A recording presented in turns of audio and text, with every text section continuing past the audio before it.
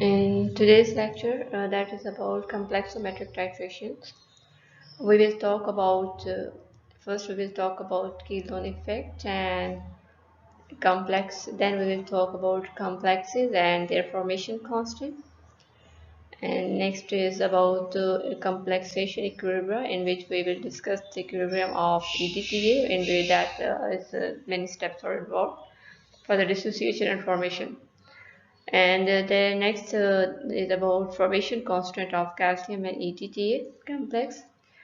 And finally, we will discuss about metal EDTA titration curves. Ethylene diamine tetraacetic acid, that is also known as EDTA. We can represent it by symbol H4Y. It can be denoted by H4Y. So EDTA is a tetraprotic acid and hydrogens in case of H4Y. We can say that it is tetraprotic acid, and the hydrogen in H4Y refers to the four ionizable hydrogens belonging to the four carboxylic acid groups. Four hydrogen ions come from four carboxylic acid groups. So at sufficiently low pH, the nitrogens can also be protonated, and this protonated EDTA can be considered as hexaprotic acid. Then there will be four ionizable hydrogen ions that will be from four carboxylic groups, and then it will be tetraprotic. And if it has at a low pH, sometimes nitrogen can also be protonated, and this protonated EDTA can act as a hexaprotic acid. However, this occurs at very low pH, and EDTA is almost never used under such conditions or under low pH conditions. So it is unprotonated ligands Y4 negative that form complexes with metal ions. That is, the protons are displaced by metal ions upon complexation. So next is a Kilon effect. We can say that Kilon effect is when more complexing or chelating groups are present, then it is much better and we can get stable complex. So multidentate chelating agents form stronger complexes with metal ions than if we compare it with the bidentate or monodentate ligands. So this is due to a result of thermodynamic effects in complex formation. As we know that chemical reactions are mostly driven by decreasing enthalpy, that is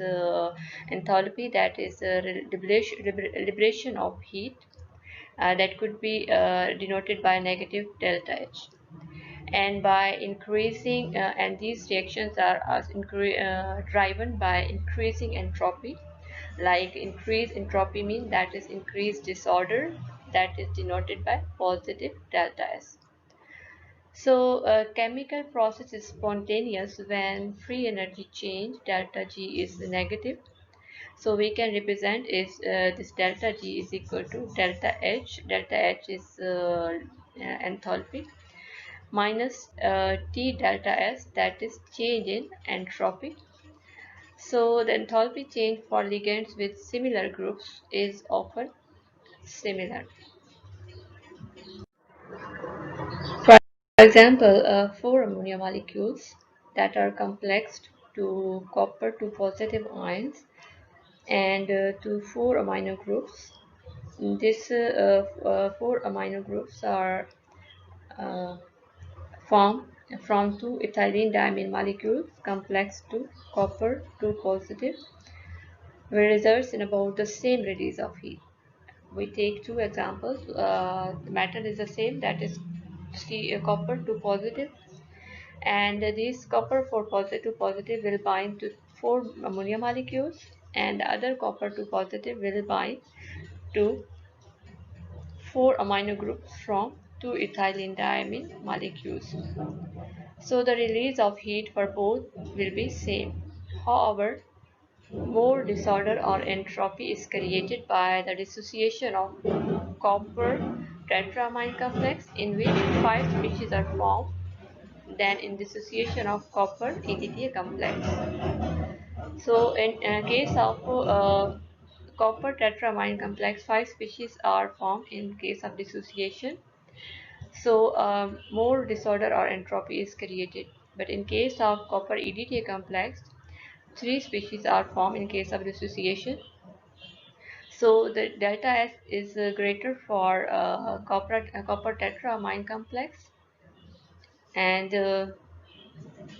it will create more negative delta G and greater tendency for the dissociation. So multidentate complexes are more stable. They have higher, larger Kf values. They have larger formation constants because of the large entropy effect. So this is known as Kilon effect or chelate effect, and it is pronounced for chelating agents like EDTA, which have many ligands, which have more ligands, ligand atoms to occupy up to 6 coordination sites on the metal ions or 4 coordination sites on the metal ions. So the complex that EDT will form will be more stable as compared to complex that is formed with the monodentate ligand or bidentate ligands. So complexes play a vital role in many chemical and biochemical processes. For example, in case of blood, heme molecule in blood holds iron tightly because the nitrogen atoms of heme form strong complexing bonds. So in general, nitrogen atom that is derived from an amino group is a good donor atom, or it is a good complexing agent. So iron, in case of iron 2, in turn bonds quickly with oxygen to transport oxygen gas from the lungs to elsewhere in the body, and then easily releases it because oxygen is a poor donor atom or complexer. So in case of carbon monoxide, it can kills uh, the cells because it is strong complexing agent. It can displace oxygen, and it can bind to heme 200 times more strongly than does oxygen can bind. So it can form carboxylic hemoglobin that is dangerous because it removes oxygen from that uh, blood. So many cations will form complexes in solution with different substances that have a pair of unshared electrons, and we like oxygen on sulfur atom, oxygen atom, or nitrogen atom in the molecules that are capable of satisfying the coordination number of the metal cations because these are electron rich species. So metal cation is Lewis acid. We already discussed about it. That is an electron pair acceptor, and complexer is our ligand is a Lewis base. That is electron pair donor. So the number of molecules of the complexing agent that are called ligands that depends on the coordination number of metal cations and on the number of complexing groups on that ligand molecule. So in this case, ammonia is simple complexing agent or ligand with one pair of unshared electrons that will complex with the copper ions. Like in this equation, you can see that copper 2 positive are complex with the 4 ammonia molecules, and in ammonia, each nitrogen atom can give one electron pair. In one ammonia molecule, one nitrogen atom can give pair of electron. So the 4 ammonia molecule will bind with that copper metal ion. So hence the copper ion acts as a Lewis acid and ammonia here as a Lewis base. So the copper 2 plus ion is a pale blue in solution if it is in hydrated form, while ammonia that is amine complex is a deep blue. So similar reaction can occur with a green hydrated nickel ion to form that can form a deep blue amine complex. So ammonia can also complex with the silver ions to form a colorless complex. and the two ammonia molecules complex with each silver ion in a stepwise manner, and we can write an equilibrium constant for each step, and that equilibrium constant is also known as formation constant, and it is denoted by Kf. So here we will take the example of complex of ammonia and silver. So here in this first equation we can see that silver plus react with one ammonia molecule, and it can form silver ammonia complex, and we can write this formation constant product over reactants. So this formation constant for silver and one ammonia molecule will be 2.5 10 to the power 3, and then this will further react with another ammonia molecule, and it will form formation constant will be Kf2 for second step, and again it will be reactant over products divided by reactants, and the formation constant is value is 1 10 to the power 4 for ammonia silver complex. So overall reaction is a sum of two steps, and overall formation constant is the product of stepwise formation constant. Like we can say that overall formation constant is Kf is equal to product of formation constant 1, that is for step 1, that is Kf1, multiplied by formation constant of second step, that is Kf2. So we will multiply these two constant value, and we will get equation that is equation 3, and that is overall formation constant will be 2.5 5 10 raised to the power 7. So the formation for the formation of simple 1-1 complex, for example one metal and one ligand, the formation constant is simply Kf, that is we can say ml divided by m into L. So formation constant is also called as stability constant, and that is represented by Ks.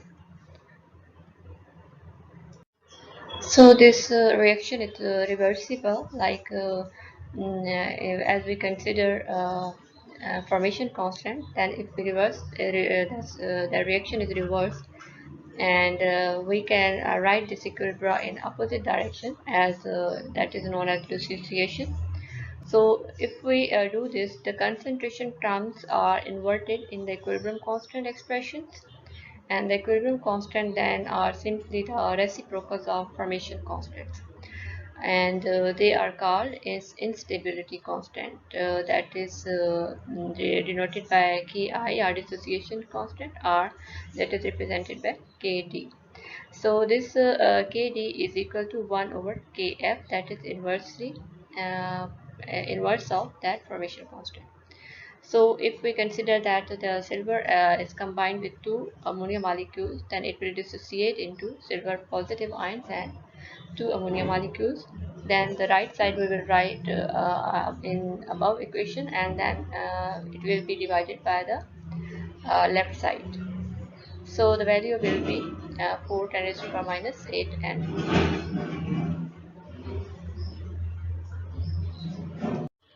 so complexation equilibrium of metal and ligand that form complex, we can denote their reaction by different steps, and many metals form complex coordination compounds more than that have several ligands. So this complexation reaction could be in stepwise manner.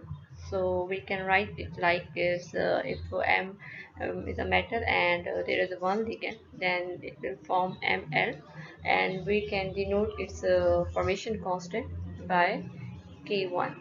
So if there is another ligand and that is bind to this Ml, first metal ligand complex, then it will form Ml2, and formation constant for this will be K2. Similarly, this Ml2 further react with another ligand and it will form Ml3 type, and this formation constant will be K3. And similarly, if there are number of there are different metal ligand complex, they further combine with different ligands, then we can write it ml. N could be any number greater than 1, 2, 3, 4. It goes up to 6 or 8. So we will denote it by Kn. So multiple steps of these reactions can be combined by using these overall formation constants. So we will denote it by beta. So overall ligands, a metal ion, then overall ligands which are present, we will combine them and it will be denoted by beta, that is overall formation constant. So we will represent ETTA as it has 4 K values corresponding to stepwise dissociation of 4 protons. For example, in first equation we can see that H4Y, first we consider it as tetraprotic acid, so it will dissociate into H positive ion and H3Y negative ion. So at its Ka value will be 1 10 raised to the power minus 2, and here its formation constant, we can write it as a product over concentration of reactant. So H positive and H3 Y negative, product of these two, and they divided by, we will write reactants, that is H4Y. So in next equation, then we have three protons with here. So H3Y, this will dissociate into another hydro. It will dissociate another H positive ion, and it will remaining will be H2Y2 negative. So two protons from carboxylic acid are displaced, are dissociated. So this will be Ka2 and value is 2.2 10 raised to the power minus 3, and we can write here H positive into H2Y2 negative divided by H3Y negative. So third equation is here two protons are left at ADT, two are protonated and two are disprotonated. So two are displaced, two hydrogen ions are displaced. So here again one hydrogen ion will be replaced and it will form Hy3 negative ion. So this will be Ka3 and its value is 6.9 10 raised to the power minus 3, and its product will be H positive into Hy3 negative divided by H2Y2 negative, that is reactive, that is initial stage. So Hy3 is the final, that where one hydrogen ion is left and it will dissociate into H positive, and we will get Y4 negative, and all carboxylic acid groups, uh, from all carboxylic acid groups protons are dissociated. So this will be as Ka4, and the value will be 5.5 10 raised to the power minus 11, and this Ka4 is equal to H positive into Y4 negative, and reactant is HY3 negative. So in when we are to predict the completeness of reaction like complexation, then we need to count all equilibrium that are involved in metal and ligand complexation or formation. So often specify conditions for a given system can give conditional formation constants. So conditional formation constant for EDTA are represented by Ka, and we will discuss it about with different steps, that step by step, and its predominant forms mostly depend on pH. Ethylene diamine tetraacetic acid, that is also known as EDTA.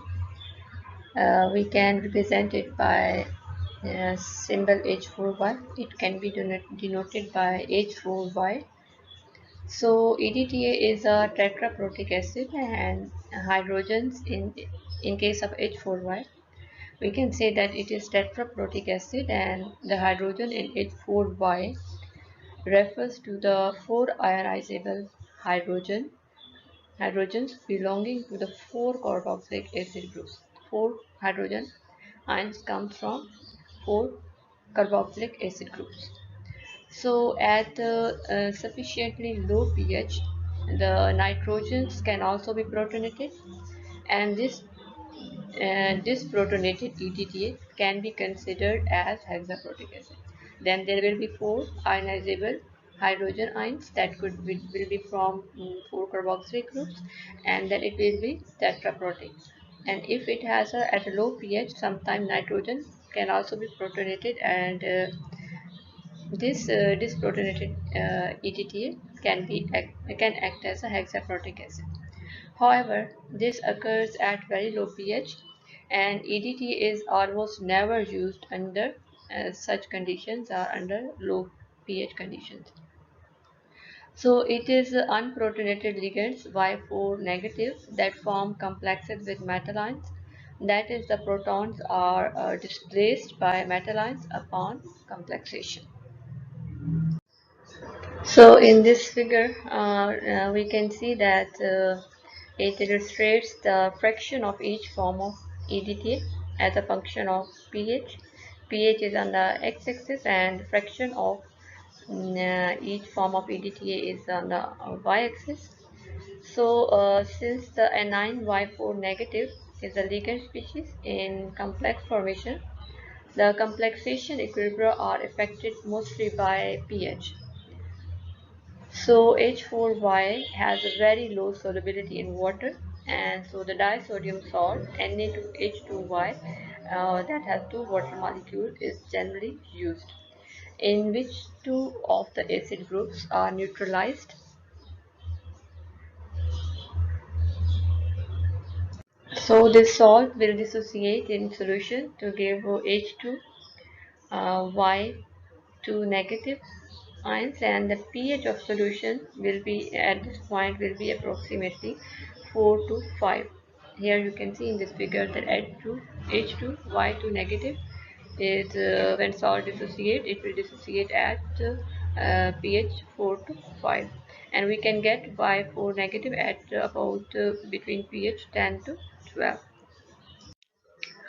In this slide, you can see a ladder diagram which shows the distribution of EDTA species at different pH. So this ladder diagram was actually contributed by Professor Galina Talanova, that was from Harvard University. And as we see in previous slide that nitrogen on EDTA can protonate in very acidic solution. So, and when we consider this, we can write this 6 Ka values if also nitrogen is involved in that. So, in that case, we can say that pK3 to pK6 values in this ladder diagram corresponds to values of Ka1 to Ka4 that in equations we described in previous slide. From that equation we can say that these values from pk36 pk3 to pk6, that pk3 is h3y minus, at which ph is about 2, and pk4 is about h2y2 negative, and pH here is pH is pKa4 is equal to 2.66, and the next pk5 is hy3 negative, and here pH or pK value is 6.16, and pk6 where all protons are dissociated are then it will be y4 negative, and pH or pK value will be 10.24, as we already see in this previous slide. So from pk3 to pk6 values that correspond to ka1 to ka4, that is dissociation of EDTA one proton to four protons from carboxylate groups. So you can see that protonated nitrogens occur around pH 0 to 1.5, that is pk1 and pk2. These at this pH, the nitrogen can be protonated, and this can occur at pH 0 and pH 1.5. So above there is a higher monobasic, and in the lower values are lower monoacidic values. So pH will be increased in the above, and it will decrease in the lower values. So dominating species in dissociation of EDTA will be Y4 negative, that may occur at pH 10.24. Formation constant for EDTA and calcium complex chelate complex could be represented by equation. It is similar like we discussed in previous slides, and here we will consider the formation of EDTA chelate of calcium 2 positive ion, and we can write it as calcium 2 positive ion, and they will react with a Y4 negative, uh, and they will form calcium Y2 negative complex. So the formation constant for this will be Kf will be equal to that Ca2 negative on the right side will be above, and uh, then below we will write the product of calcium 2 positive and Y4 negative, that we can say these are reactants. So we can describe formation constant of complex EDT complex with a metal ion in this way, and the dissociation constant will be reverse of this, like we described in our previous slides for EDTA. So EDTA titration curves are similar to we here in this figure. In this curve, we will assume it as same as strong acid and strong base curve. Like in strong acid and strong base, we use sodium hydroxide. For example, we take the example of sodium hydroxide and HCl. Then we can get the curve like this. So in case of EDTA titration curve, the volume will be taken on x-axis, that is the volume of EDTA that is added, and on y-axis there will be concentration of metal ions that we can determine, and EDT, and we assume that EDT and metal reacts completely and instantly here, then we can get equivalence point between this at about between 8 to 10, and we can say that this equivalence point will be that point where the equal moles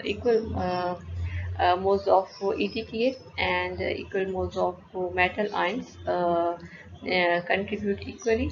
So at this point they will form stable complex, and in starting point we can see that as we increase the amount of EDTA, and at one point the reaction will be completed, and after that the region you can see the region 1 is excess metal ions present here.